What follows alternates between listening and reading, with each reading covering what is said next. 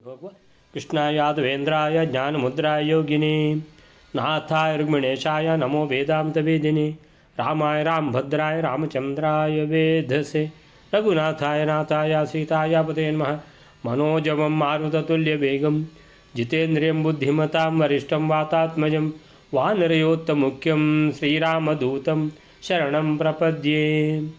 ॐ नारायणं नमस्कृत्य नरं चैव नरोत्तमं देवीं सरस्वतीं व्यासं ततो जयमुदीरयेत्।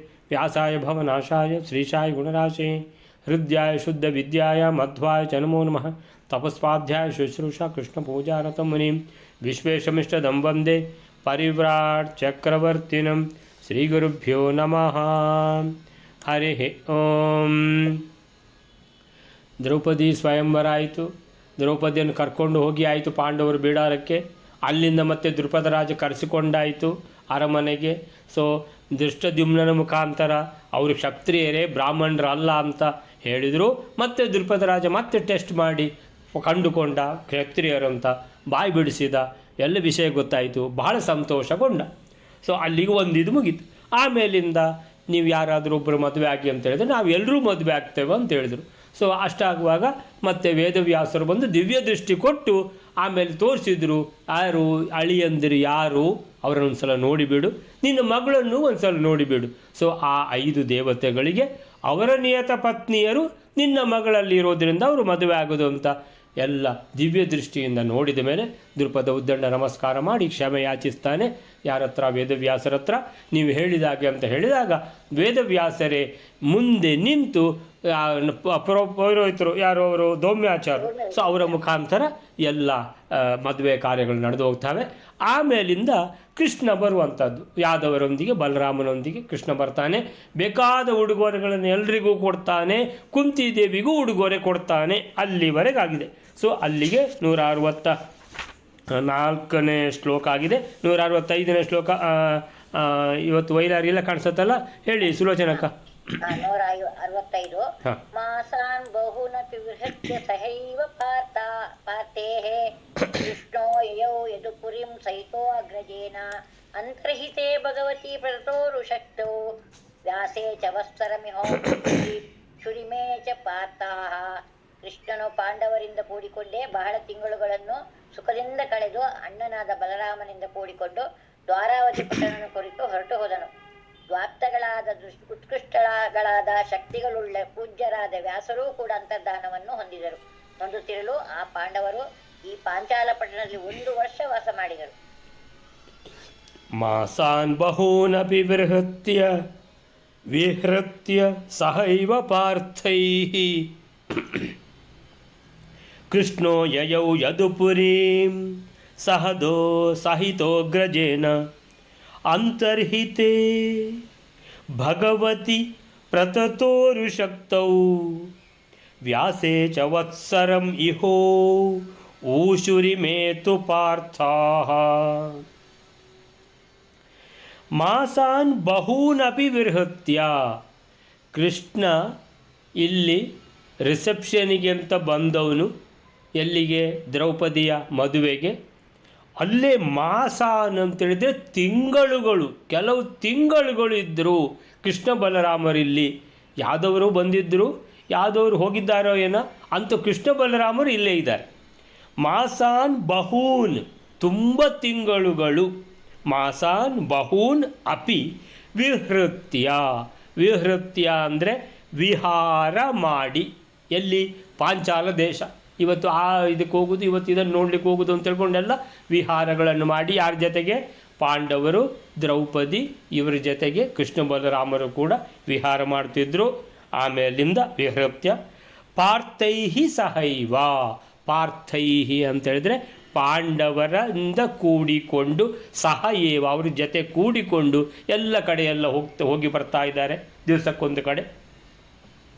ನಂತರ ಇದೆಲ್ಲ ಆದಮೇಲೆ ಕೆಲವು ತಿಂಗಳುಗಳು ಹೀಗೆ ಅಲ್ಲೇ ಇದ್ದು ಎಲ್ಲ ವಿಹಾರ ಮಾಡಿ, ವಿಹೃತ್ಯ ವಿಹಾರ ಮಾಡಿ.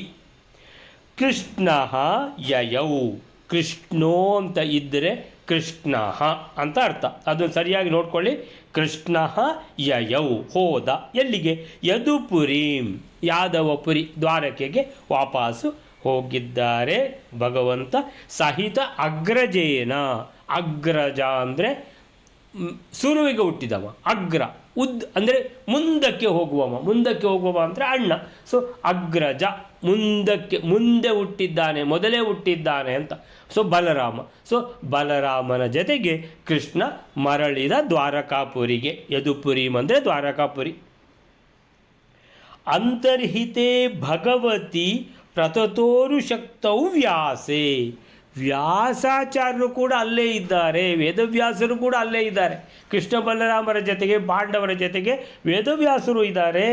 ಅಂತರ್ಹಿತೆ, ಈಗ ವೇದವ್ಯಾಸರು ಭಗವತಿ ಅಂತೇಳಿದರೆ ಭಗವಂತ, ಸಾಕ್ಷಾತ್ ಭಗವಂತ, ಕೃಷ್ಣನು ಭಗವಂತನೇ, ವ್ಯಾಸರು ಭಗವಂತನೇ. ಸೊ ಭಗವತಿ ಪ್ರತತ ಉರುಶಕ್ತವು ಅಂತೇಳಿದರೆ ಪ್ರತತ, ತತ ಅಂತೇಳಿದರೆ ವ್ಯಾಪ್ತ ಅಂತ. ಪ್ರತತ ಅಂದರೆ ಸರ್ವವ್ಯಾಪ್ತನಾದ ಭಗವಂತನ ವ್ಯಾಸರೂಪ. ಉರುಶಕ್ತವು ಅಂದರೆ ಅತ್ಯಂತ ಅತಿಶಯವಾದ ಶಕ್ತಿ ಉಳ್ಳ ವೇದವ್ಯಾಸರು. ಅಂತರ್ಹಿತೆ ಅಂದರೆ ಅವರು ಅಂತರ್ಧಾನರಾಗುವುದಂತೇಳಿದರೆ ಈಗ ಬಂದುಬಿಟ್ರು ಅಂತ. ಎಲ್ಲಿಂದ ಬಂದರು ವೇದವ್ಯಾಸರು? ಬಂದರು ಅಂತ. ಸೊ ಆಯಿತಾ? ಸೊ ಹಾಗೆ ಭಗವಂತ ಬರುವುದಂದ್ರೆ ಹಾಗೆ ಬಂದುಬಿಟ್ರು ಅಂತ.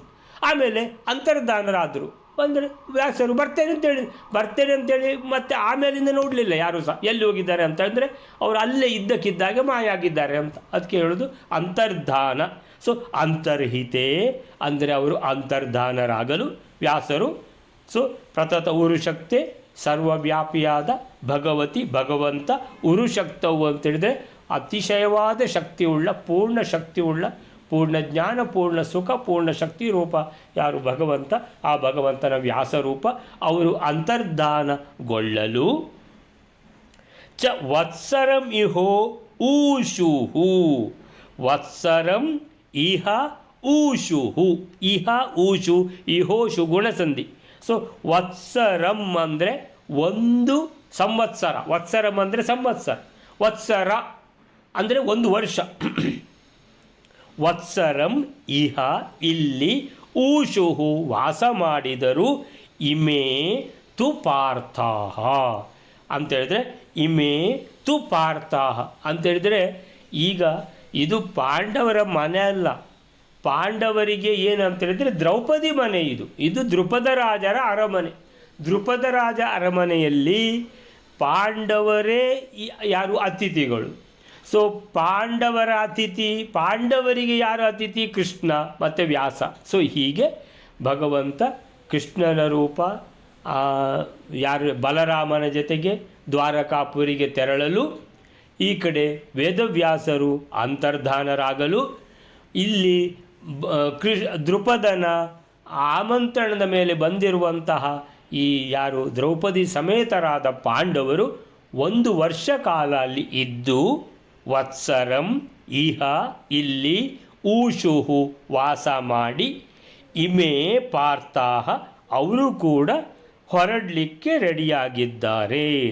ಅಂದರೆ ವಾಸ ಮಾಡಿದರು ಅಂದರೆ ಅವರು ಹೊರಟರು ಅಂತ ಇಲ್ಲ, ಅವರು 1 ವರ್ಷ ಆಯ್ತು ಈಗ ಇಲ್ಲೇ ಇದ್ದಾರೆ ಅಂತ ಆ ರೀತಿ ಹೇಳಿದ್ದಾರೆ.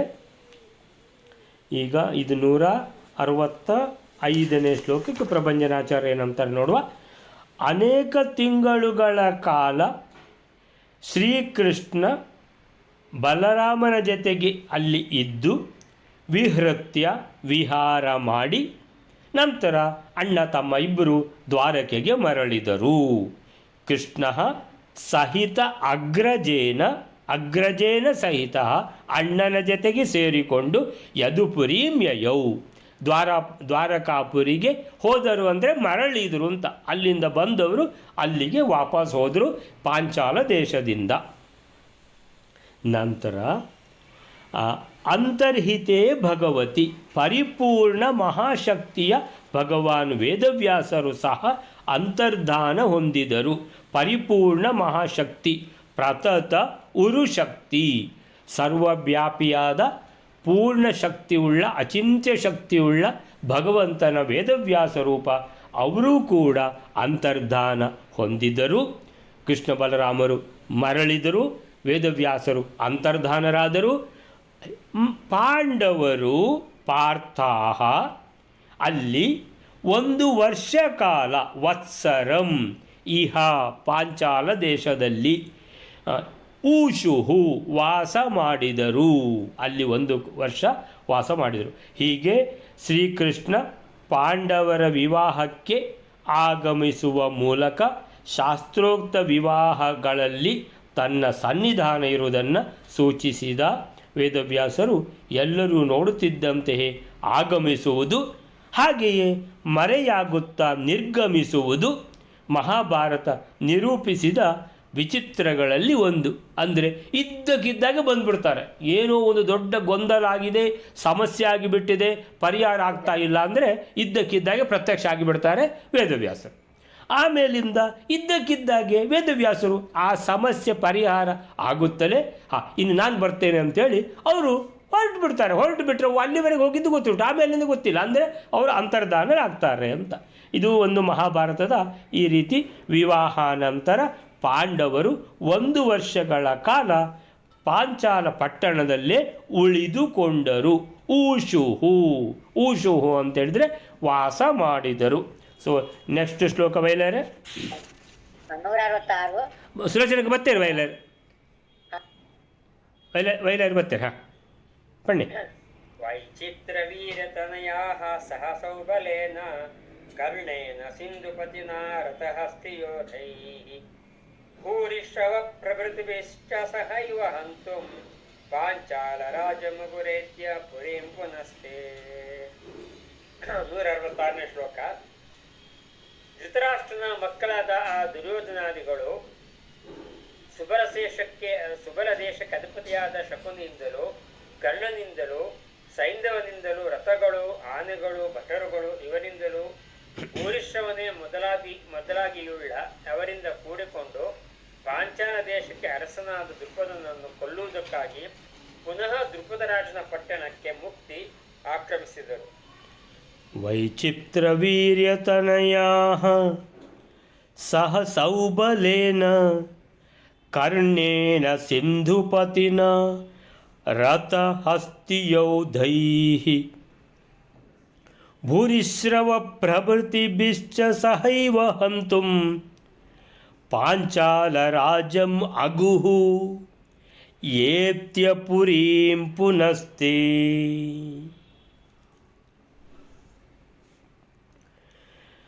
ವೈಚಿತ್ರವೀರ್ಯತನಯಾಃ ಮಹಾಭಾರತದಲ್ಲಿ ಖಾಲಿ ಪಾಂಡವರದ್ದೇ ಕತೆ ಹೇಳ್ತಾ ಇರೋದಲ್ಲ. ಮಧ್ಯದಲ್ಲಿ ಕೌರವರು ಬರ್ತಾನೆ ಇರ್ತಾರೆ. ಕೌರವರು ಬರಲಿಲ್ಲ ಅಂದರೆ ಮಹಾಭಾರತ ಅದೇನೋ ಒಂಥರ ಏನಪ್ಪ ಸ್ವಲ್ಪ ಯಾಕೆ ಇವರು ಬರಲಿಲ್ಲ ಅಂತ. ಅಂದರೆ ಪಾಂಡವರು ಕೌರವರು ಒಟ್ಟಿಗೆ ಇರುವುದನ್ನೇ ನಮಗೆ ನೋಡಲಿಕ್ಕೆ ಮನಸ್ಸು ಮಾಡ್ತಾ ಇರ್ತದೆ. ಅಂದರೆ ಇವರನ್ನು ಅವರು ಕೊಲ್ಲಬೇಕಂತ ಯೋಚನೆ ಮಾಡ್ತಾ ಇರ್ತಾರೆ. ಪಾಂಡವರನ್ನು ಧರ್ಮವನ್ನು ನಾಶ ಮಾಡಬೇಕಂತ ನೋಡ್ತಾ ಇರ್ತಾರೆ ಅಧರ್ಮಿಗಳು. ಆದರೂ ಖಾಲಿ ಧರ್ಮವನ್ನೇ ನೋಡ್ತಾ ಇದ್ದರೆ ಏನಪ್ಪ ಏನೋ ನೋಡಿದಾಗ ಆಗ್ತದೆ ಅಂತ. ಅದಕ್ಕೋಸ್ಕರ ಮಧ್ಯದಲ್ಲಿ ಬರಲೇಬೇಕಲ್ಲ ಅವರು. ಸೊ ವೈಚಿತ್ರವೀರ್ಯತನಯಾಃ ವಿಚಿತ್ರವೀರ್ಯನ ಮಗ ವೈಚಿತ್ರ್ಯವೀರ್ಯ. ಯಾರಂದರೆ ಧೃತರಾಷ್ಟ್ರ ಯಾರ ಮಗ ಅಂತ ಕೇಳಿದರೆ, ನಿಜವಾಗಿ ಯಾರ ಮಗ ಅಂತ ಕೇಳಿದರೆ ಅಂಬಿಕೆ ವೇದವ್ಯಾಸರ ಜೊತೆಗೆ ನಿಗಮ ಪದ್ಧತಿ ಅಲ್ವಾ, ಅದು ನಿಯೋಗ ಪದ್ಧತಿ ಮುಖಾಂತರ ಹುಟ್ಟಿದವನು ಧೃತರಾಷ್ಟ್ರ. ಅವಳು ಅಂಬೆ ಆಗ ಕಣ್ಣು ಮುಚ್ಚಿಕೊಂಡ ಕಾರಣ ಹೆದರಿಕೆಯಿಂದ ಏನಾಯಿತು, ಆ ವೇದವ್ಯಾಸರ ತೇಜಸ್ಸಿಗೆ ಏನೋ ಹೆದರು ಬಿಟ್ಲು ಅಂಬೆ. ಆದ್ದರಿಂದ ಕುರುಡಾಗಿಬಿಟ್ಟ ಧೃತರಾಷ್ಟ್ರ. ಆದರೆ ತಂದೆ ಯಾರು ಅಂತ ಕೇಳಿದರೆ ವಿಚಿತ್ರವೀರ್ಯ ಅಂತ.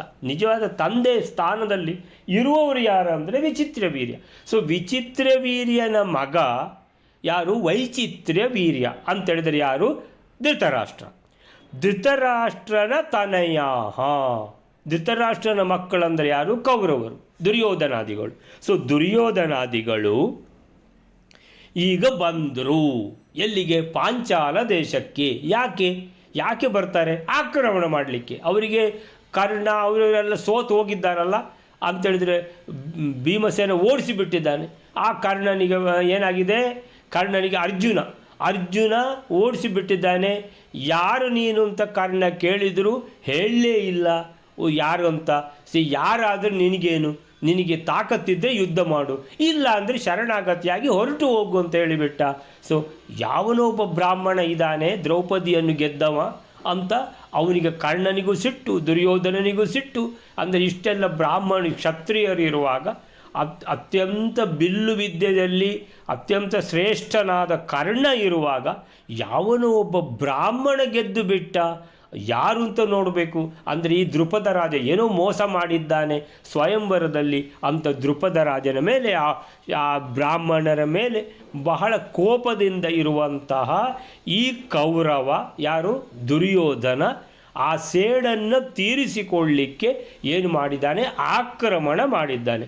ಯಾರೆಲ್ಲ ಒಟ್ಟಿಗೆ ಇದ್ದಾರೆ ಅಂತೇಳಿದರೆ ವೈಚಿತ್ರ್ಯ ವೀರ್ಯ ಅಂದರೆ ಧೃತರಾಷ್ಟ್ರ, ಅವನ ತನಯಾಹ ಅಂತೇಳಿದರೆ ಮಕ್ಕಳು ಅಂದರೆ ದುರ್ಯೋಧನಾದಿ ಕೌರವರು, ಅವರ ಜತೆಗೆ ಯಾರೆಲ್ಲ ಬಂದಿದ್ದಾರೆ ಅಂದರೆ ಸೌಬಲ ಅಂದರೆ ಶಕುನಿ, ಸೌಬಲೇನ ಸಹ, ಆಮೇಲೆ ಕರ್ಣ ಬಂದಿದ್ದಾನೆ.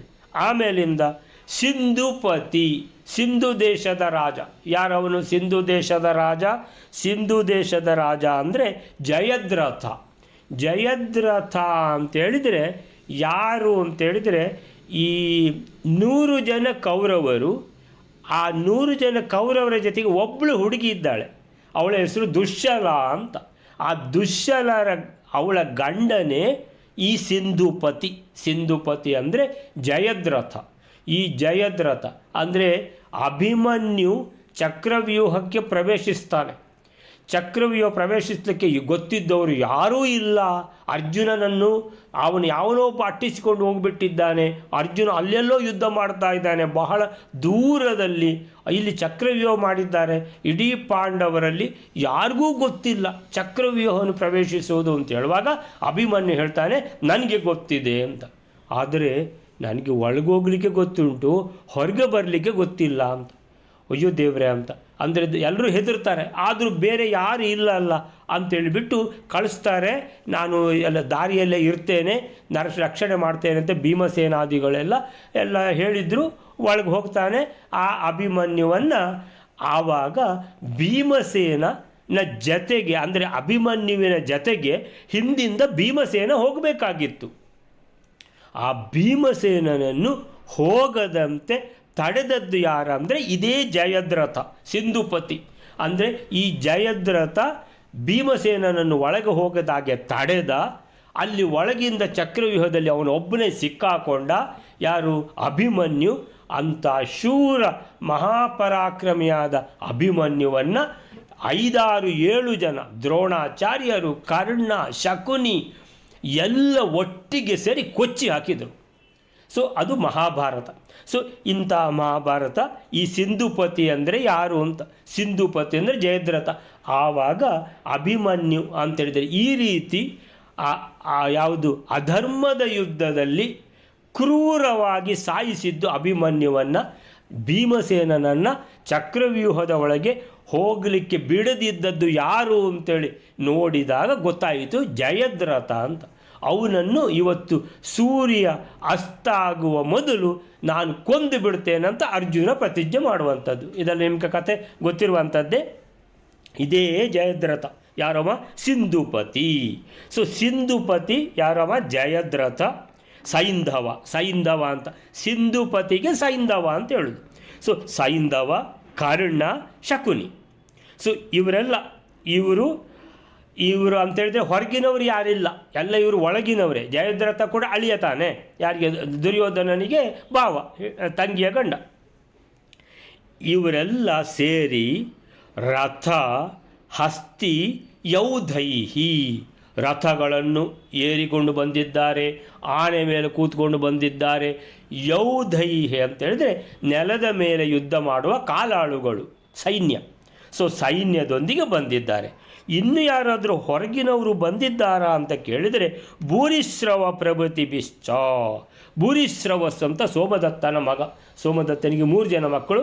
ಅದರಲ್ಲಿ ಬಹಳ ಪ್ರಸಿದ್ಧಿ ರುದ್ರದೇವರ ವರದಿಂದ ಹುಟ್ಟಿದವನು ಯಾರು? ಭೂರಿಶ್ರವಸ್.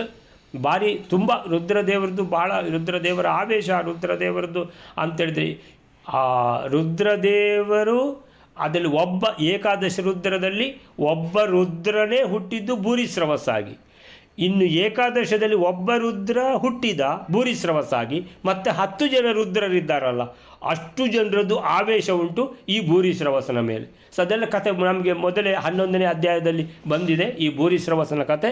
ಸೊ ಈ ಭೂರಿಶ್ರವಸ್ ಅವನು ಬಂದಿದ್ದಾನೆ, ಮಹಾಪರಾಕ್ರಮಿ ಭೂರಿಶ್ರವಸ್. ಪ್ರಭೃತಿ ಬಿಶ್ಚ ಮೊದಲಾದವರಿಂದ ಸಹೈವ ಸೇರಿಕೊಂಡು ದುರ್ಯೋಧನ ಆಕ್ರಮಣ ಮಾಡಿದ. ದುರ್ಯೋಧನಿಗೆ ಬಲಕೈ ಯಾರು? ಕರ್ಣ. ಆಮೇಲಿಂದ ಅವನಿಗೆ ಎಲ್ಲ ಇಂಥ ಕೆಟ್ಟ ಯೋಚನೆ ಹೇಳಿಕೊಡೋದು ಯಾರು? ಶಕುನಿ. ಆಮೇಲೆ ಇನ್ನೊಬ್ಬ ಯಾರು? ಜಯದ್ರಥ. ಆಮೇಲಿಂದ ಹೊರಗಿನವ್ರು ಯಾರಾದರೂ ಬಂದಿದ್ದಾರೆ ಅಂತ ಹೇಳಿದ್ರೆ ಭೂರಿಶ್ರವಸ್ ಮೊದಲಾದ ರಾಜರುಗಳು ಕೂಡ ಬಂದಿದ್ದಾರೆ. ಸೊ ಇವರೆಲ್ಲ ಸೇರಿಕೊಂಡು ಯಾಕೆ ಬಂದಿದ್ದಾರೆ ಅಂತ ಹೇಳಿದರೆ, ಹಂತುಂ, ದೃಪದ ರಾಜನನ್ನು ಕೊಂದು ಬಿಡಬೇಕು. ಬೈ ಚಾನ್ಸ್ ಆ ಸ್ವಯಂವರದಲ್ಲಿ ದ್ರೌಪದಿಯನ್ನು ಗೆದ್ದ ಬ್ರಾಹ್ಮಣರು ಅಲ್ಲಿ ಇದ್ದರೆ ಅವರನ್ನು ಕೊಂದು ಬಿಡಬೇಕಂತ ಬಂದಿದ್ದಾರೆ. ಪಾಂಚಾಲ ರಾಜಂ ಹಂತುಂ ಅಗುಹು.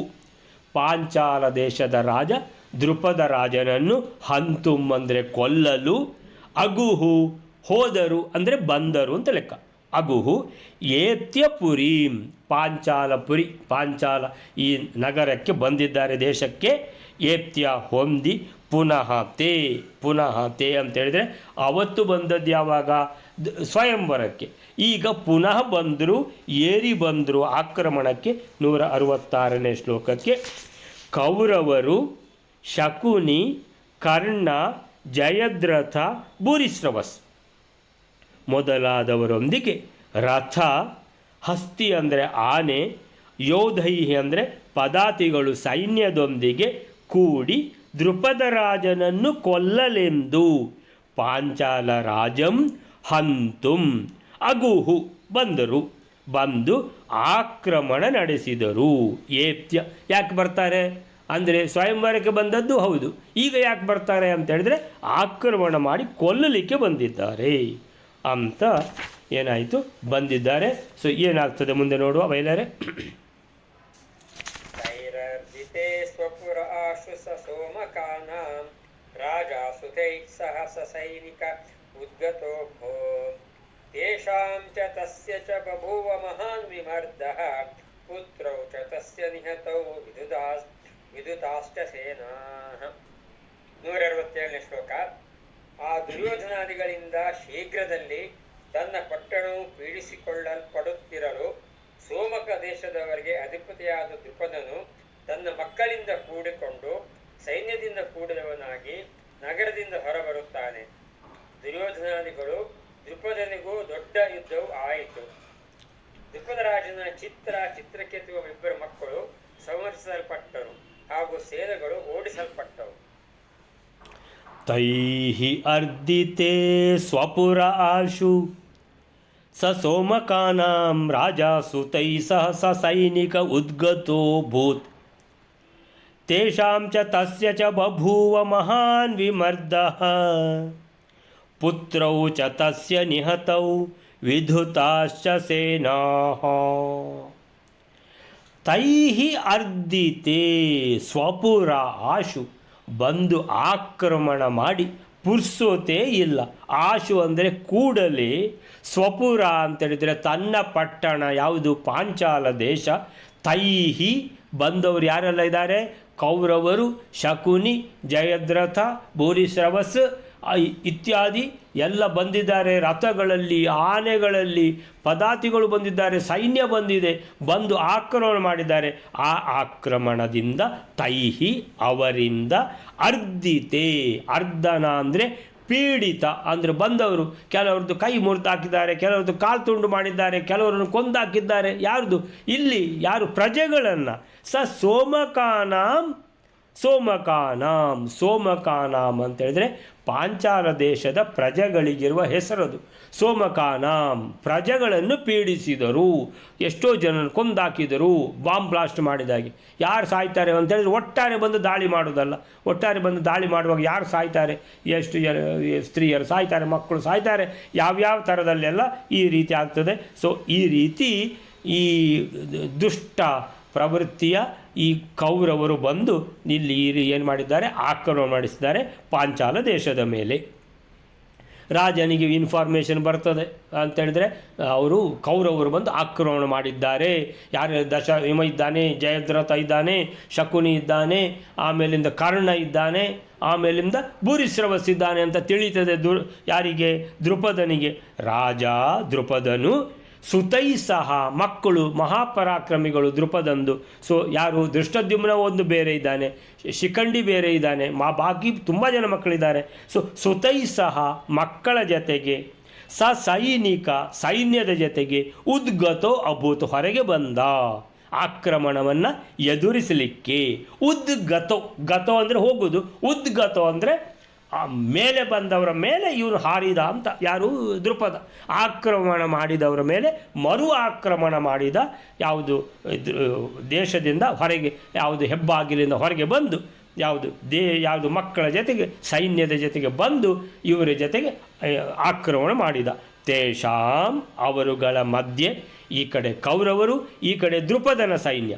ಸೊ ತೇಷಾಂ ಅವರ ಮಧ್ಯೆ ತಸ್ಯ ಚ ಬಭೂವ ಮಹಾನ್ ವಿಮರ್ದ ದೊಡ್ಡ ಯುದ್ಧವೇ ಬಭೂವ ಆಯಿತು. ಅವರ ಮಧ್ಯೆ ದೊಡ್ಡ ಯುದ್ಧವೇ ಆಯಿತು ಅಂತೇಳಿದರೆ ಎಷ್ಟು ಜನ ಸತ್ತರು, ಎಷ್ಟು ಜನ ಕೈಕಾಲು ಮುಳ್ಕೊಂಡ್ರು, ಎಷ್ಟು ಜನನ್ನು ಹೊತ್ಕೊಂಡು ಹೋಗಿದ್ದಾರೆ, ಇದೇ ಸಂಗತಿ ಆಗುವುದಲ್ವ. ಪುತ್ರೌ ಚ ತಸ್ಯ ನಿಹತೌ. ದೃಪದನ ಪುತ್ರವು ಅಂತೇಳಿದ್ದಾರೆ. ಪುತ್ರವು ಅಂತೇಳಿದರೆ ತೌ ಅಂತೇಳಿದರೆ ಇಬ್ಬರು ಅಂತ ಲೆಕ್ಕ. ಸೊ 2 ಜನ ಪುತ್ರರು ಚ ತಸ್ಯ ದೃಪದನ ನಿಹತೌ ಸತ್ತು ಹೋದರು, ಅಂದರೆ ಕೊಲ್ಲಲ್ಪಟ್ಟರು. ಯಾರಿಂದ, ಕೌರವರಿಂದ. ವಿದುತಾಶ್ಚ ಸೇನಾಹ ದೃಪದನ ಸೇನೆ, ಆ ಸೇನೆ ಕೌರವರ ಸೇನೆಯ ಪರಾಕ್ರಮಕ್ಕೆ ವಿಧುತಾಹ ಅಂದರೆ ಓಡಲ್ಪಟ್ಟಿತು. ವಿಧುತಾಹ ಅಂದರೆ ಏನು, ಅವರು ಬಂದು ಆಕ್ರಮಣ ಮಾಡಿದಾಗ ದಿಕ್ಕಾಪಾಲಾಗಿ ಓಡಿ ಹೋಗುವುದಕ್ಕೆ ಹೆಸರು ವಿಧುತಾಹ. ಸೊ ಓಡಿಸಲ್ಪಟ್ಟಿತು ಅಂತ ಹೇಳ್ತಾರೆ. ಸೊ ಏನೆಲ್ಲ ಆಯಿತು ಅಂತ ಹೇಳಿದರೆ, ಹೀಗೆ ಕೌರವರ ಸೇನೆ, ಕೌರವರು ಮತ್ತು ಅವರ ಯಾರೆಲ್ಲ ಬಂದಿದ್ದಾರೋ ಶಕುನಿ ಕರ್ಣಾದಿಗಳೆಲ್ಲ ಸೇರಿ ಪಟ್ಟಣವನ್ನು, ಪಾಂಚಾಲ ದೇಶದ ಈ ಪಟ್ಟಣವನ್ನು ಹಾಳುಗೆಡಗಿದರು. ಸೋಮಕರ ದೊರೆ ಅಷ್ಟಾಗುವಾಗ, ಸೋಮಕರ ಅಂದರೆ ಪ್ರಜೆಗಳನ್ನು ಪೀಡಿಸಿದ್ದನ್ನು ಏನು ಕೇಳಿ ಏನು ಮಾಡಿದ, ಅಷ್ಟು ಪಕ್ಕನೆ ಸಜ್ಜಾಗಿ ಯುದ್ಧಕ್ಕೆ ಪ್ರತಿ ಆಕ್ರಮಣ ಮಾಡಲಿಕ್ಕೆ ತನ್ನ ಮಕ್ಕಳೊಂದಿಗೆ ದೃಪದ ರಾಜ ಸೇನೆಯೊಂದಿಗೆ ಹೊರಗೆ ಬಂದ. ಉದ್ಗತೋ ಅಭೂತ್ ಅಂದರೆ ಹೊರಗೆ ಬಂದ, ಅಂದರೆ ಉದ್ಗತೋ ಅಂತೇಳಿದ್ರೆ ಅಂದರೆ ಮೇಲೆ ಹಾರಿ ಬಂದ, ಅಂದರೆ ಅವರು ಏರಿ ಬಂದವರ ಮೇಲೆ ಹಾರಿದ, ಆ ರೀತಿ. ಸೊ ತೇಷಾಂ ಚ ತಸ್ಯ ಚ ಬಭೂವ ಅವರಿಗೂ ಕೌರವರಿಗೂ ಮಹಾಸಮರ ನಡೆಯಿತು. ಮಹಾಸಮರ ಅಂದರೆ ಮಹಾನ್ ವಿಮರ್ದ ಅಂದರೆ ಸಾವು ನೋವುಗಳು ಅಂತ, ಮರ್ದನ ಹೊಡೆತ, ಅದು ಇದು ಸಾವು ನೋವುಗಳಾಗುವಂಥ ಕ್ರೂರ ಹಿಂಸೆಗಳು ಅಂದರೆ ಯುದ್ಧ ಅಂದರೆ ಅದೇ ತಾನೆ. ಸೊ ಮಹಾನ್ ವಿಮರ್ದ ಬಭೂವ ನಡೆಯಿತು, ಮಹಾಸಮರ ನಡೆಯಿತು. ಈ ಸಮರದಲ್ಲಿ ಯಾರ್ದು, ದೃಪದನ ತಸ್ಯ ಪುತ್ರವು 2 ಜನ ಗಂಡು ಮಕ್ಕಳು ನಿಹತವು ಸತ್ತೋದ್ರು ಯುದ್ಧ ಮಾಡಿ, ಪುತ್ರರು ಮಡಿದರು. ಸೇನಾಹ ವಿಧುತ ಅಂದರೆ ದೃಪದನ ಸೇನೆ ಹೆದರಿ ಕಂಗೆಟ್ಟು ದಿಕ್ಕಾಪಾಲಾಗಿ ಓಡಿತು. ದೃಪದ ತನ್ನ ಪಟ್ಟಣದಿಂದ, ಅರಮನೆಯಿಂದ ಹೊರಗೆ ಬಂದು ಯುದ್ಧ ಮಾಡಿದ್ದರಿಂದ ಅವನಿಗೆ ಸೂರ್ಯನವರ ಪ್ರಯೋಜನಕ್ಕೆ ಬಾರದಂತಾಗಿ ಅವನು ಸೋಲಲು ಕಾರಣವಾಯಿತು ಅನ್ನುವಂಥದ್ದನ್ನು ನಾವು ಸ್ಮರಿಸ್ಕೊಳ್ಬೋದು. ಯಾಕಂದರೆ ದೃಪದನಿಗೆ ಅವನ ಪಟ್ಟಣದಲ್ಲಿ ಅವನಿಗೆ ವರ ಇದೆ, ಏನಂತ ಸೂರ್ಯದೇವರ ದ್ವಾರ ಏನಂತೇಳಿ ಅವನಿಗೆ ಯಾರಿಂದಲೂ ಅವನನ್ನು ಸೋಲಿಸ್ಲಿಕ್ಕೆ ಆಗುವುದಿಲ್ಲ ಅಂತ ಇಲ್ಲಿ ಹೇಳಿದ್ದಾರೆ. ಉದ್ಗತೋ ಅಂದರೆ ಅವನು ಬಹಳ ಹೊರಗೆ ಬಂದಿದ್ದಾನೆ ಅಂತೇಳಿದರೆ ಇಲ್ಲಿ ಪೀಡಿಸುತ್ತಿದ್ದರು ಅಂತ. ಯಾರನ್ನು ಪೀಡಿಸ್ತಿದ್ದರು? ಪ್ರಜೆಗಳನ್ನು ಪೀಡಿಸ್ತಾ ಇದ್ದರು ಅಂತ ಹೇಳಿದರೆ ಬಹಳ ದೂರದಲ್ಲಿ, ಇದು ಅರಮನೆಯಿಂದ ಬಹಳ ದೂರದಲ್ಲಿ ಪ್ರಜೆಗಳನ್ನು ಪೀಡಿಸುತ್ತಿದ್ದರು. ಅಲ್ಲಿ ಆಕ್ರಮಣ ಅಲ್ಲಿ ಮಾಡಿದ್ದಾರೆ. ಸೊ ಆಕ್ರಮಣ ಮಾಡಿದ್ದಕ್ಕೆ ಮರು ಆಕ್ರಮಣ ಮಾಡಲಿಕ್ಕೆ ಎಲ್ಲಿ ಆಕ್ರಮಣ ನಡೀತಾ ಇದೆಯೋ ಅಲ್ಲಿವರೆಗೆ ಬಂದಿದ್ದಾರೆ ದೃಪದ ಮತ್ತು ದೃಪದನ ಮಕ್ಕಳು, ಸೇನೆ. ಅಂದರೆ ಅವನಿಗೆ ಎಲ್ಲಿ ವರದ ಬಲ ಇದೆಯೋ ಆದ್ದರಿಂದ ಹೊರಗೆ ಬಂದಿದ್ದಾನೆ ದೃಪದ ರಾಜ. ಆದ್ದರಿಂದ ಸ್ವಲ್ಪ ಈಗ ಸೋಲು ಅನ್ನುವಂಥದ್ದು, ಅವನ ಮಕ್ಕಳೆಲ್ಲ ಸತ್ರು, ಸೇನೆ ಓಡಿತು ಅಂತ ಹೇಳಿದರೆ ಒಂದು ಸಣ್ಣ ಮಟ್ಟಿನ ಸೋಲು ಆಗಿದೆ. ಇನ್ನು ಮುಂದೆ ಏನಾಗಬೇಕಂತ ನೋಡಬೇಕು. ಸೊ ಈ ರೀತಿ ಅದಕ್ಕೂ ಹೇಳ್ತಾರೆ. ಸೊ ಅಲ್ಲಿ ಸತ್ತ ಇಬ್ಬರು ಮಕ್ಕಳು ಯಾರಂತ ಹೇಳಿದರೆ ಮುಂದಿನ ಶ್ಲೋಕದಲ್ಲಿ ಬರ್ತದೆ. ಚಿತ್ರ ಮತ್ತು ಚಿತ್ರಕೇತು ಅಂತ ಇಬ್ಬರು ಮಕ್ಕಳು ಮಡಿದರು ಅಂತ ಸೇನೆ ಓಡಿ ಹೋಯಿತು ಅಂತ. ಅಲ್ಲಿಗೆ ಇನ್ನು ಮುಂದಕ್ಕೆ ಈ ಯುದ್ಧ ಏನಾಗ್ತದೆ ಅನ್ನುವಂಥದ್ದು. ಯಾಕಂತ ಹೇಳಿದ್ರೆ ಪಾಂಡವರು ಇನ್ನೂ ಅಲ್ಲಿ ಇದ್ದಾರೆ ಅಂತ ಹೇಳ್ಕೊಂಡು ಹೇಳಿದ್ದಾರೆ, ಅಲ್ಲಿಂದ ಪಾಂಡವರು ಹೋಗಿದ್ದಾರೆ ಅಂತ ಹೇಳಲಿಲ್ಲ. ಆದ ಕಾರಣ ಪಾಂಡವರು ಒಳಗೆ ಇದ್ದರೂ ಇರಬಹುದು ಅನ್ನುವಂತಹ ಒಂದು ಕುತೂಹಲ ನಮಗೆ ಇರುವಂಥದ್ದಾದರೆ ಅಲ್ಲಿ ನಿಲ್ಲಿಸ್ಕೊಳ್ಳೋಣ. ಶ್ರೀಕೃಷ್ಣ ಅರ್ಪಣ ಮಸ್ತು.